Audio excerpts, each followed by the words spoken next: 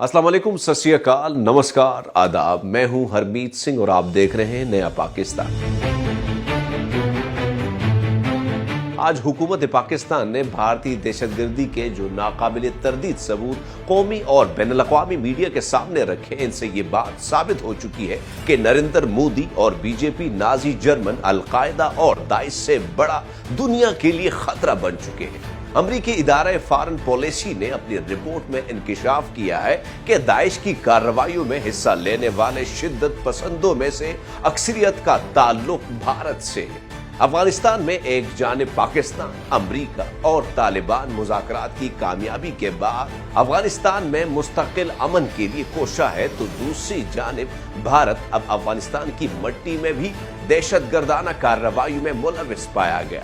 अगस्त में अफगानिस्तान के सूबा खरासान में दाइश ने जलालाबाद की जेल पर हमला किया था ताकि अपने कैद साथियों को रिहा करा सके, और इस हमले में सबसे दिलचस्प अमर यह था कि इसमें अफगान, भारतीय और ताजिक बाशिंदों ने शिरकत की। दाइश में भारतीय बाशिंदों की शमूलियत खतरनाक हद तक बढ़ गई है। एक रिपोर्ट के मुताबिक भारतीय गिरोह दीगर ममालिक के दहशतगर्दों से मिलकर दुनिया भर में दहशतगर्दाना कार्रवाई में मुलविस पाई गई है। इन हमलों में 2019 में ईस्टर के मौके पर चर्च में किया गया हमला भी शामिल है, जिसमें 300 से ज्यादा अफराद लुक़्मे अजल बन गए थे। इसके अलावा 2017 में नए साल के मौके पर तुर्की में नाइट क्लब, 2017 में न्यूयॉर्क के शहर में ट्रक हमला और स्टॉकहोम में किया गया हमला भी इसी सिलसिले की कड़ी है।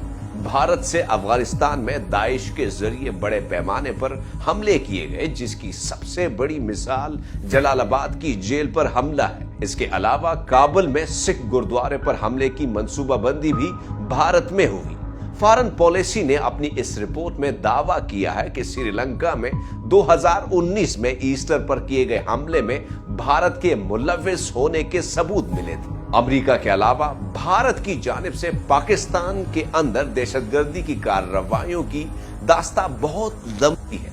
इन सब के दरमियान भारत वो अकेला मुल्क है जो इन दहशतगर्दाना कार्रवाइयों की जिम्मेदारी भी कबूल कर रहा है। भारत ने हमेशा रियासती सतह पर दहशतगर्दी में मुलविस होने का इकरार किया है। भारत के साबिक वजीर दिफा मनोहर पार्रिकर ने कहा था कि अब पाकिस्तान का मुकाबला हम दहशतगर्दी से ही करेंगे।